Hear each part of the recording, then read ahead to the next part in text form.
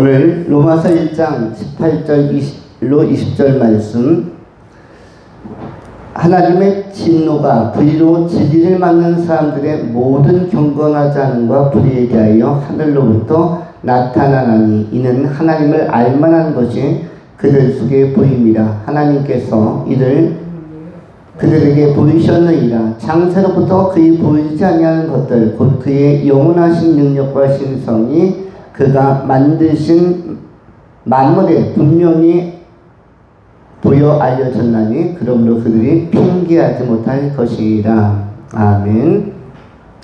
오늘 본문을 세 가지로 나누어서 정돈합니다. 전체 제목은 핑계는 그만이라는 제목이고요. 첫 번째 나눌 말씀은 어렵게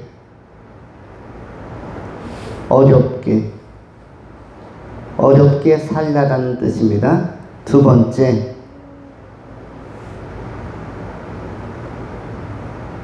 바르게 살라. 첫 번째 어렵게 살라, 두 번째 바르게 살라. 세 번째, 기도하며 살라. 먼저 생각하는 것은 어렵게 살라에 관한 것입니다. 오늘 본문 말씀 18절은 이렇게 기록합니다. 하나님의 진노가 불의로 진리를 막는 사람들의 모든 경건치 않음과 불의에 대하여 하늘로부터 나타나나니, 경건치 않음과 불의라는 표현을 썼습니다. 사람은 아담과 하와의 범죄로 말미암아 에덴 동산에서 쫓겨나면서부터 가능하면 쉽게 살려고 애를 쓰기 시작했고 방법을 모색하기 시작했습니다. 가능하면 얼굴에 땀이 안 흐르는 방향으로 살려고 꾀를 내기 시작했습니다. 그래서 어렵게 사는 것을 좋아하지 않습니다. 본능이 어렵게 사는 것을 거절합니다.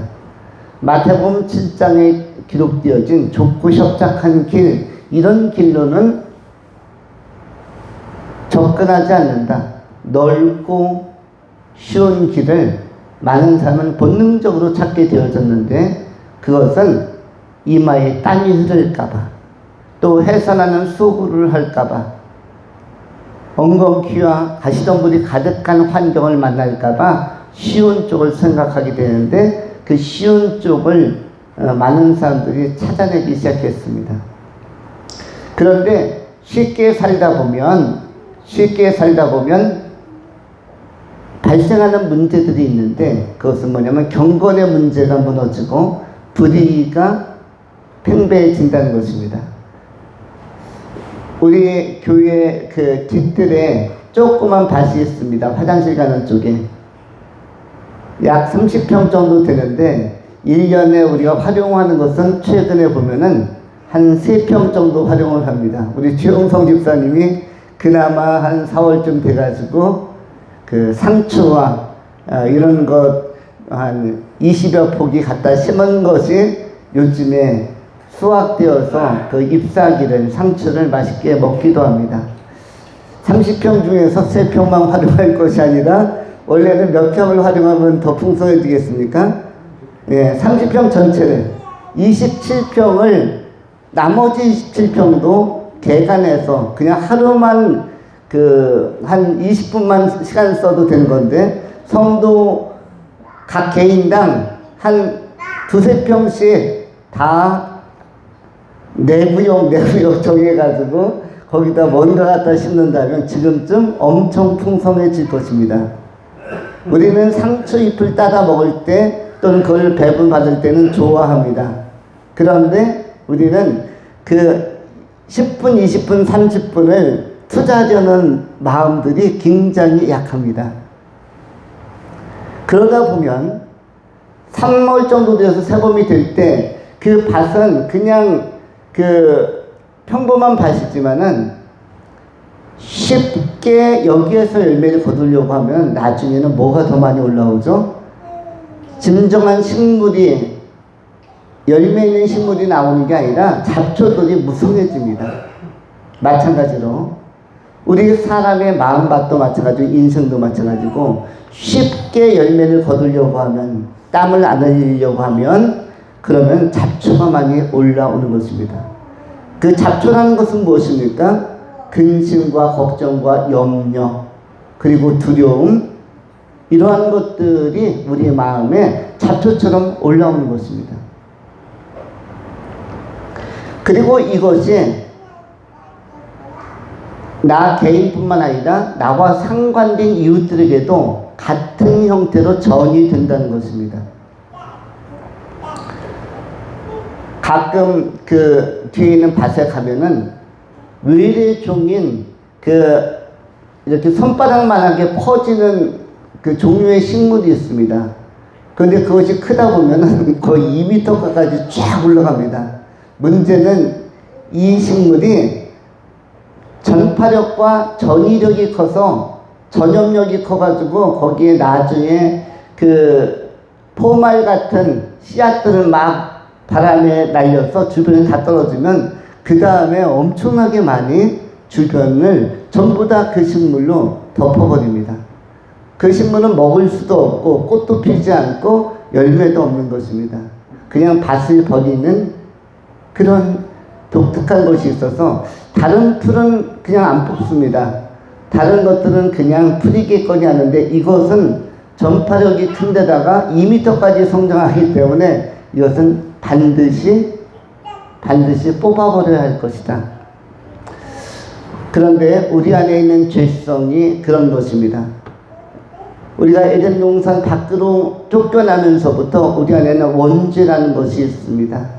원죄라는 것은 우리를 굉장히 우리답게 살지 못하게 하는 요인으로 작용합니다. 여러분, 사람은 변합니까? 변하지 않습니까? 사람은 그냥 두면 변합니다. 어떻게 변합니까?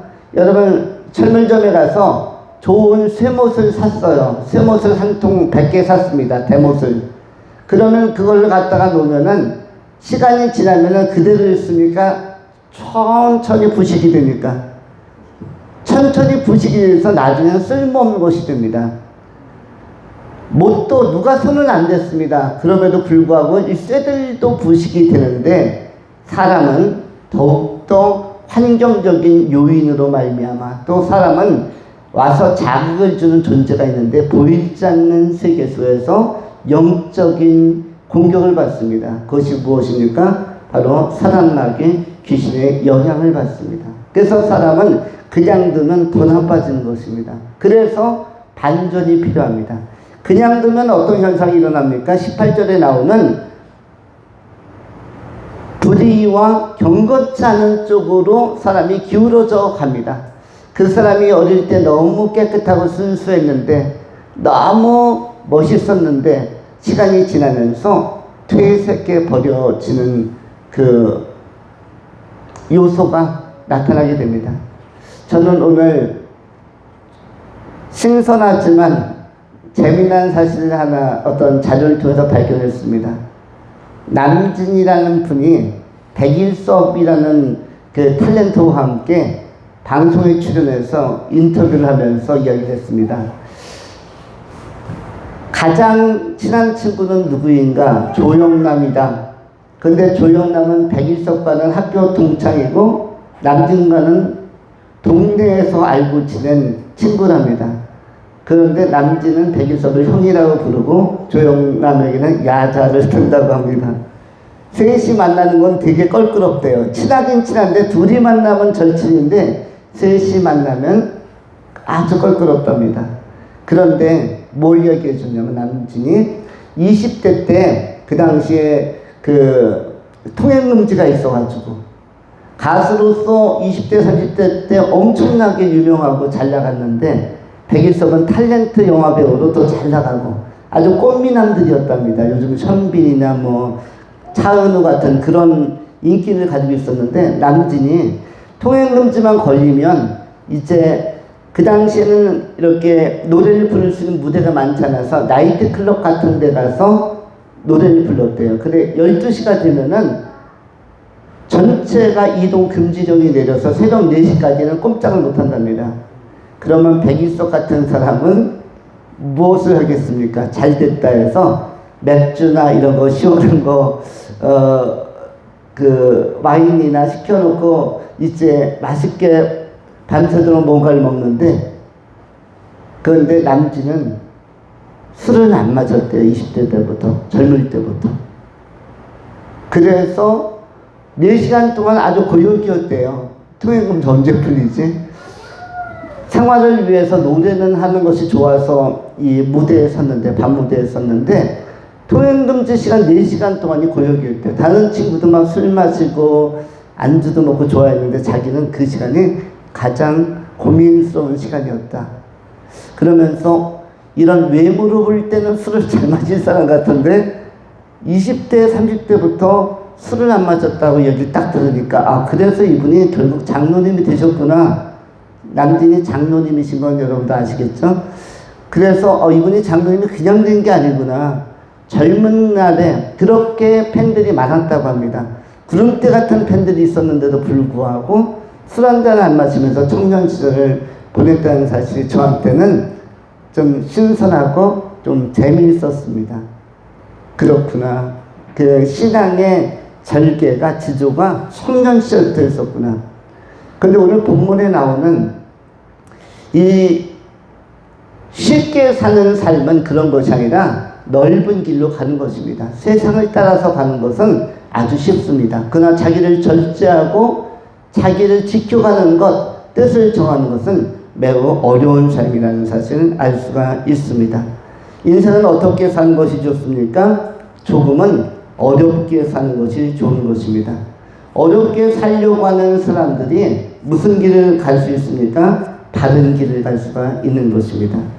우리는 어렵지만 바른 길을 추구하고 바른 길을 찾아가는 사람들이 되어야 하는데, 마태복음 7장에서 성경은 이렇게 우리에게 말씀하고 있습니다.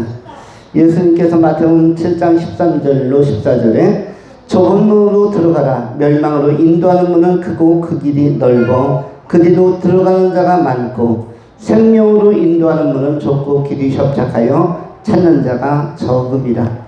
비록 찾는 자가 적더라도 우리는 어렵겠지만 올바른 길을 찾아가야 할 것입니다. 예수 믿는 사람들, 교회에 나와서 예배하는 사람들은 바로 쉽게 살려고 하지 않는 사람들입니다.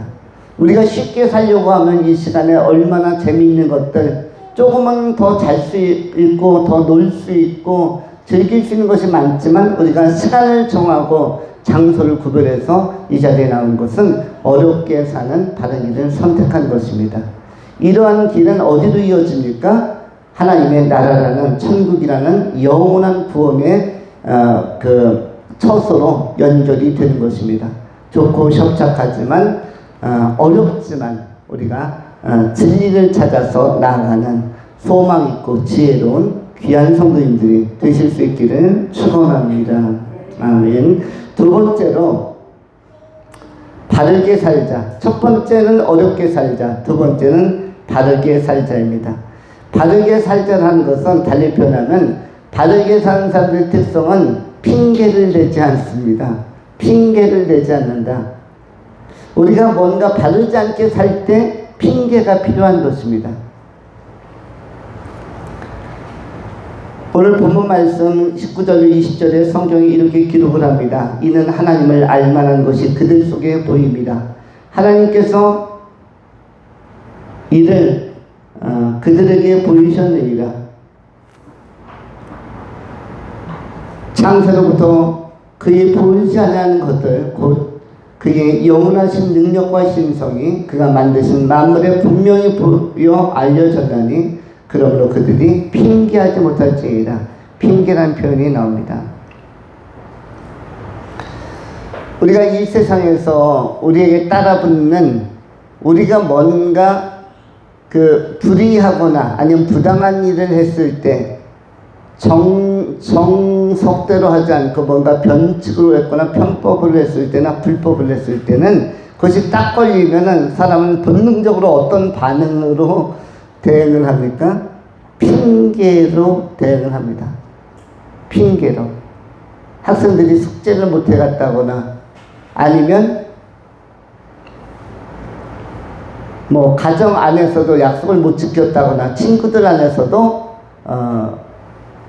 뭐 어떤 모임에 늦었다거나 또는 못 갔다거나 하면은 반드시 정직하게 이야기하는 사람이 적고 어떤 것부터 이야기하려고 하죠?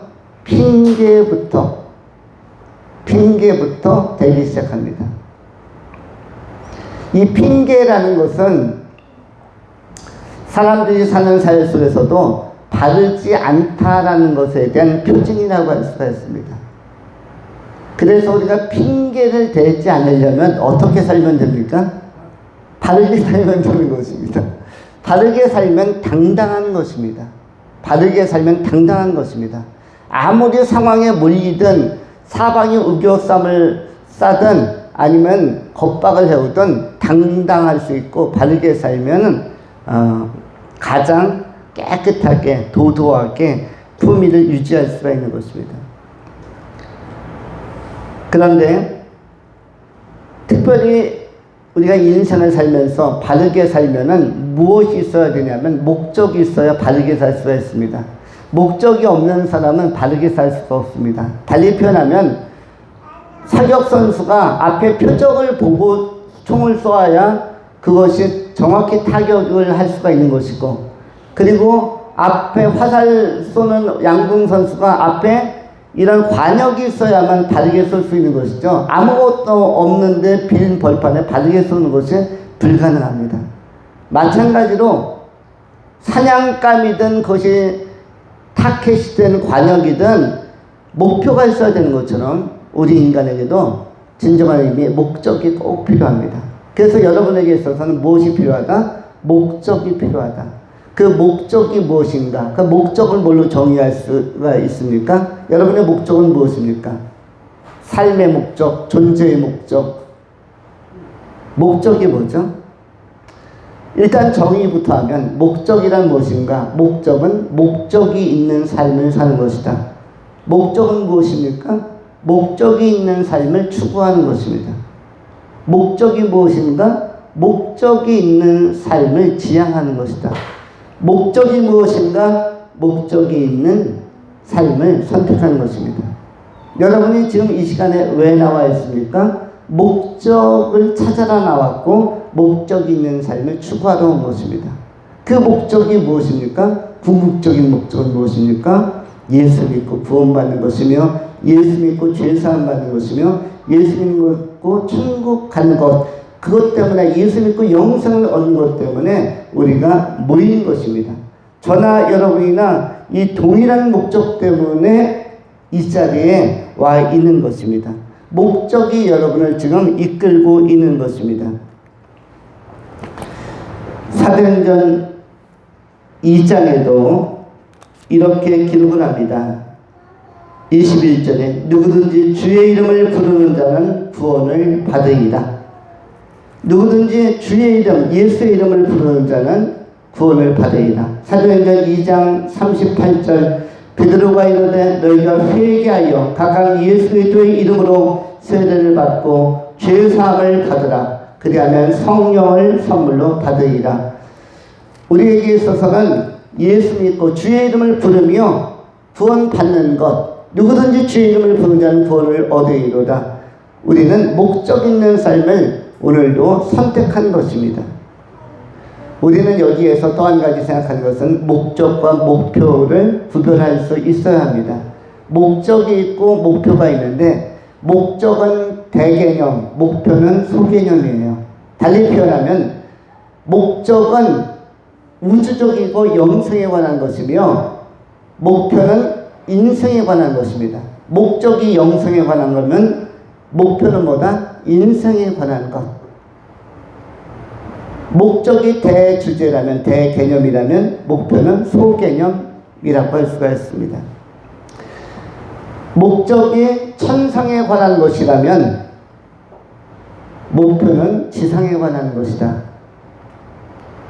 그러면 여러분이 사업에 대한 목표, 또 학업에 대한 목표, 진학이나 취직에 대한 목표, 미혼인 사람은 결혼에 대한 목표, 이것은 인생에 해당하는, 인생에서 설정하고 수립할 수 있는 소개념의 어떤 과제들, 미션들이라고 할 수가 있습니다.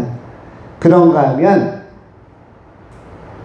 더 큰 목적이라는 것은 이 땅을 떠나서도 통할 수 있는, 이 땅을 떠나서도 유효하고 지속 가능한 그러한 것을 목적이라고 하는 것입니다. 여러분, 사람은 한 번 인생에 태어나서 살지만 이번 인생이 끝이 아닙니다. 이번 인생은 무엇이다? 워밍업입니다. 이번 인생은 워밍업이고 진짜 삶은 이 땅을 떠나서부터 출발되는 것입니다. 어떻게 보면 인생 자체가 여행과 같습니다. 여러분, 산다는 것은 뭐죠? 여행이에요. 여행하면서 많이 배우는 것입니다. 우리 모두가 그러하지만 우리 하나만 봐도 그렇습니다. 하나는 자기가 의식하지 못한 상태에서 인생 여행을 시작했고 지금 이제 3살에 접어들어서 여러 그림도 배우고 또 유치원에도 가고 어린이집에도 가며 학습을 통해서 인생 여행 중이에요. 일주일에 한 번씩 교회에 오는 시간이 하나에게는 굉장히 좋은 시간이 될 것입니다. 경이롭고 낯설면서도 뭔가 좋은 시간이 될 것입니다. 왜냐하면 이런 경험은 가정에만 있으면 경험할 수 없는 시간이기 때문입니다. 우리는 이러한 경험을 통해서 10대, 20대, 30대, 40대, 50대, 60대, 70대, 80대, 90대, 100세까지 쭉 경험해서 가는 시간인데 이 인생 전체가 워밍업입니다. 워밍업을 통해서 진정한 삶에 대한 몸풀기를 시도하는 것입니다. 진짜 삶은 어디다? 천국에 들어가면서부터. 워밍업 할 때는 여러분 옷도 그냥 자기가 편한 거 입는 것입니다. 여러분, 운동선수들도 워밍업 할 때는 진짜 유니폼을 안 입습니다. 축구선수나 육상선수나 워밍업 할 때는 워밍업 옷, 땀에 적셔도 되는 옷을 입습니다. 그리고 나서 몸풀기가 끝나고 나면 이제 라커룸에 들어가서 진짜 유니폼을, 경기에 뛸 유니폼을 새로 갈아입고 출전합니다. 마찬가지로 우리는 인생에서는 자유로운 옷을 입는 것입니다. 그것을 뭐라고 표현하는가? 자유의지, 자유로운 선택이라고 하는 것입니다. 그래서 많은 사람들은 인생의 워밍업의 시간 동안 자유 안에서 선택을 합니다. 때로 하나님을 모르는 사람들은 방임을 선택할 뿐입니다. 방임을 선택하는 것입니다. 방임과 또는 방종을 선택하는 것이죠. 그것도 자유라고 생각해서 방종을 선택하기도 합니다. 어떤 경우는 방황을 선택하기도 합니다. 이거는 워밍업에서는 다 필요하고 허용되는 옷들입니다. 그러나 이 워밍업의 시간이 끝나면 진짜 본게임에서는 진짜 참된 옷을 입어야 되는데 성경은 그것을 뭐라고 얘기합니까? 빛나고 흰 옷, 흰 세마포라고 표현을 합니다.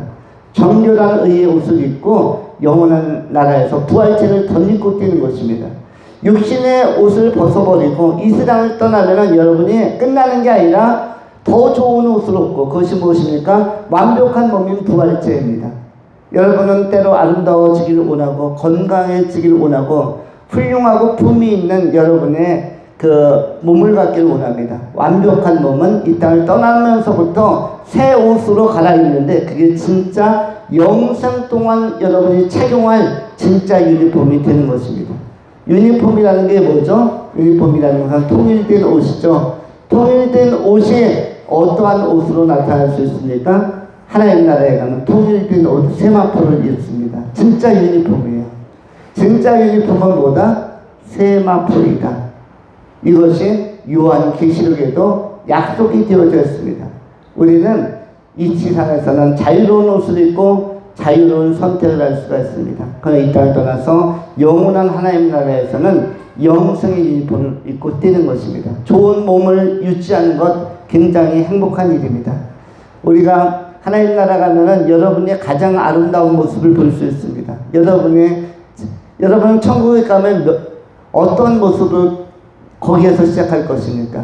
10살의 모습으로, 15살의 모습으로, 20살의 모습으로, 30살의 모습으로, 40살의 모습으로, 50살의 모습으로, 60세의 모습으로, 70세의 모습으로, 80세의 모습으로, 90세의 모습으로, 100세가 넘어서의 모습으로 어떤 모습으로 여러분 천국에서 시작하겠습니까? 하나만 선택할 수 있다면.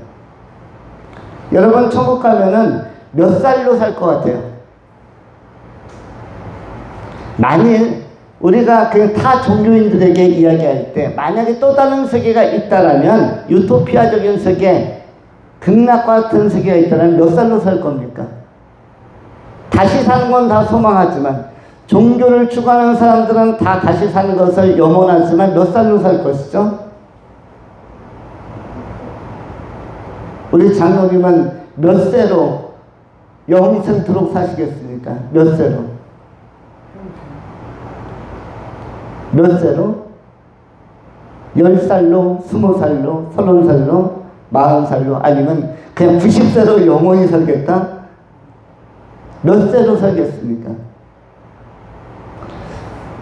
하나님의 나라는 어떠하냐면, 부활체라는 것은 나이를 알 수 없는 가장 아름다운 상태로 영원히 사는 것입니다. 나이를 알 수가 없어요. 그냥 다만 가장 아름답다입니다.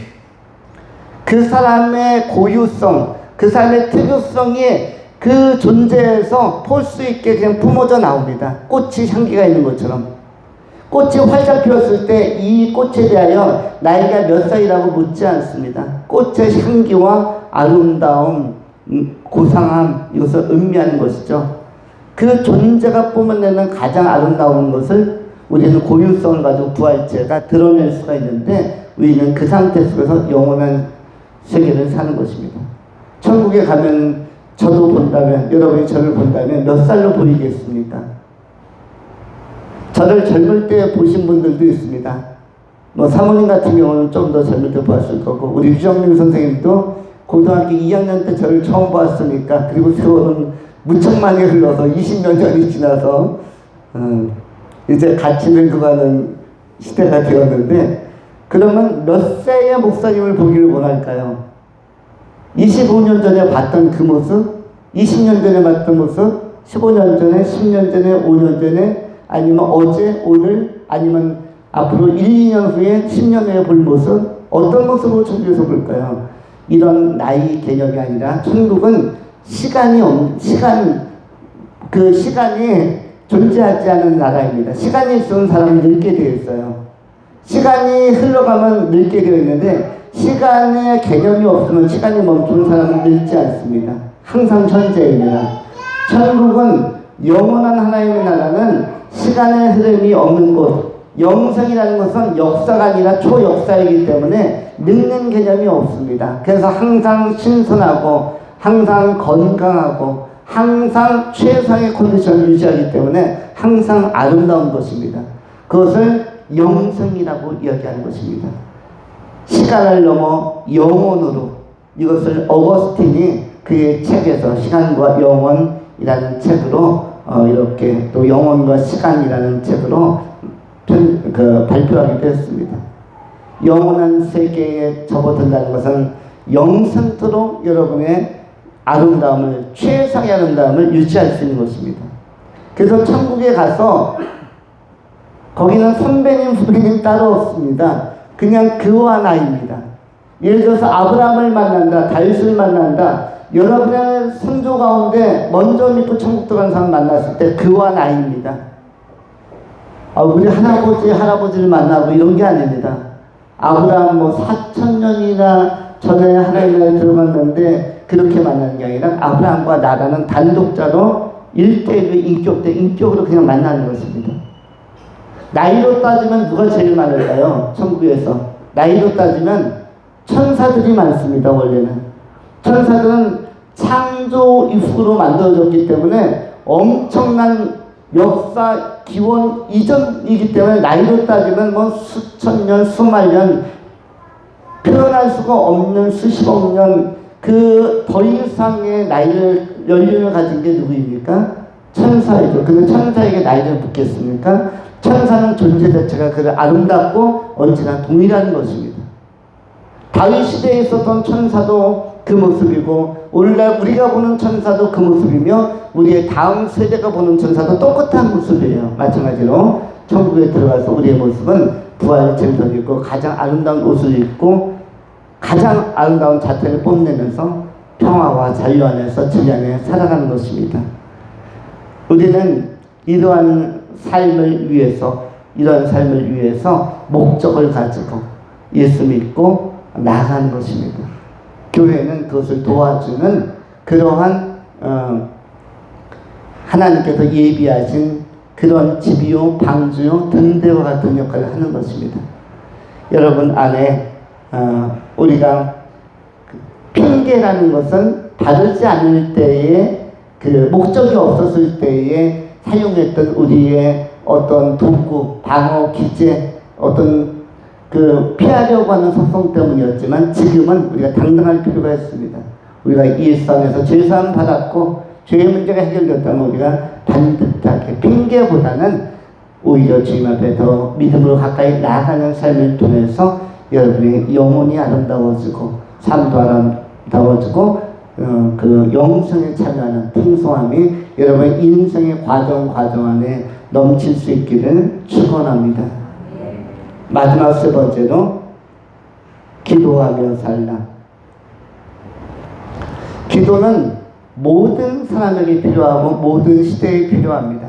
우리가 미래에 태어나도 기도는 필요합니다. 기도는 과거의 사람들에게도 필요했습니다. 아브라함에게도 기도가 필요했고 노아에게도 필요했습니다. 5,000년 전 사람, 6,000년 전 사람 에녹에게도 기도는 필요했습니다. 3,000년 전 사람 다윗에게도 기도는 필요했고 2,000년 전 사람 바울에게도 기도는 필요했고 1,000년 전 사람 어거스틴에게도 기도는 필요했고 500년 전 사람 요한 칼빈에게도 기도는 필요했고 마틴 루터에게도 필요했고 우리 모두에게 기도는 필수입니다. 필수라는 것은 생활화해야 한다는 것이죠. 여러분 최근에 여러분의 필수품은 무엇입니까? 필수품이 두 개인 사람이 있고 하나인 사람이 있어요. 두 개인 사람은 어떤 사람이 두 개고 하나인 사람은 어떤 사람이 하나입니까? 먼저 공통적으로 하나, 모두가 필수품인 것이 오늘 이 시대에 뭡니까? 이거는 쉽게 맞출 수 있는데 이건 넌센스 퀴즈도 아니고 이거는 그냥 일반적인 퀴즈, 커먼 퀴즈, 일반적인 거 필수품이 뭐예요? 오늘 이 시대에? 네, 핸드폰, 스마트폰. 핸드폰이 필수품이죠. 남녀노소 할 것 없이 이거는 남녀 구별도 없고 노소 구별도 없어요. 어린 아이들도 다 핸드폰입니다. 놀아도 뭘 가지고 놀아요? 핸드폰. 심지어 하나나 가은이도 핸드폰 가지고 놀 시간이 많을 것입니다. 그 이후의 세대는 어르신들까지도 다 핸드폰. 우리 장로님도 다른 거 지갑을 안 챙겨도 뭘 챙긴다? 핸드폰을 챙긴다. 그래서 이건 필수품이죠. 그런데 또 하나의 필수품을 갖는 사람도 있어요. 그 필수품은 뭘까요? 이거는 갖는 사람도 있고 안 갖는 사람도 있다. 필수품은 필수품인데 이거는 선택의 여지가 있습니다. 뭘까요? 안경입니다. 안경제비들, 안경 쓴 사람들은 안경이 필수품이에요. 여기 보면 우리 유정민 집사님, 우리 박사원 집사님, 조아람준, 그 이외에도 장로님. 안경은 뭐죠? 필수품이에요. 어디로 움직일 때, 어디를 나가려고 할 때 안경은 필수품인데, 그런데 시력이 좋은 분들이나 라식 수술을 한 분들은 물론 안경을 안 쓰시기도 합니다. 그래서 안경은 운전할 때도 필수품이고요. 어둑어둑한 밤에는 특히 필수품이고요. 그런데 핸드폰은 전체가. 이렇게 필수라는 것은 항상 소지해야 되는 것인데 바로 기도가 그렇다는 것입니다. 우리 인간의 삶에, 특별히 그리스도인들의 삶의 기도는 과거의 사람들도 미래의 사람들도 현재의 사람들도 심지어 예수님조차도 하나님이셨던 예수님조차도 이 땅에 오셔서 기도하는 삶을 철저히 살아내셨습니다. 그런데 이렇게 필수품이 오늘날 우리에게 있어서는 너무 멀리 있다는 것입니다. 안경제비들이 안경 안 쓰고 밤길을 나서는 것처럼, 그리고 마치 핸드폰을 두고 아주 찜찜한 모습으로 한참 가다가 핸드폰이 생각나는 사람처럼 기도가 한참 후에 생각나는 사람들이 오늘날 늘어나고 있다는 것입니다. 근데 기도는 모든 사람에게 필요한 것입니다. 태어난 아이가 어머님의 태중에서 태어난 아이가 울기 시작하는 것처럼, 운다는 것은 호흡한다는 것이고, 기도는 호흡이죠. 호흡한다는 것이고 내 존재를 알려주는 것입니다. 이 세상의 출발에 있어서. 그리고 배가 고플 때도 우는 것이며 내 감정 표현하는 것입니다. 오줌통을 지렸을 때도 우는 것입니다. 그래서 내 불만족할 때도 울고, 우리 하나가 비교적 어리기 때문에 하나의 울음소리를 가끔 들을 수가 있어요. 울음에는 뭐가 담겨있다? 메시지가, 그가 상징하고 전달하려고 하는, 호소하려고 하는 뭔가 거기에 사인이 들어있는 것입니다. 이와 같이 우리도 하나님 앞에서 사인을 보내야 되는데 바쁜 사람도 기도해야만 합니다. 바쁜 사람들은 일을 효율적으로 해야 되기 때문에, 그래서 아브라함 링컨처럼 나는 너무나 바빠서 기도합니다.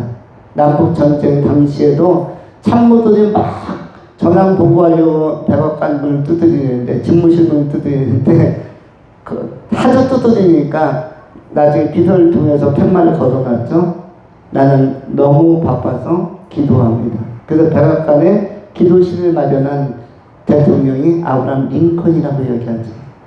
왜냐면 전황이 막 팽팽한데 누가 이길지 모르는데 이때 기도하면서 하나님께 의논하고 하나님의 도움을 구한 사람이 아브라함 링컨이었죠. 근데 우리도 마찬가지입니다. 우리도 기도하는 삶이, 바쁘거나 사업하시는 분들, 열심히 일하거나 공부하는 분들도 기도가 필요합니다.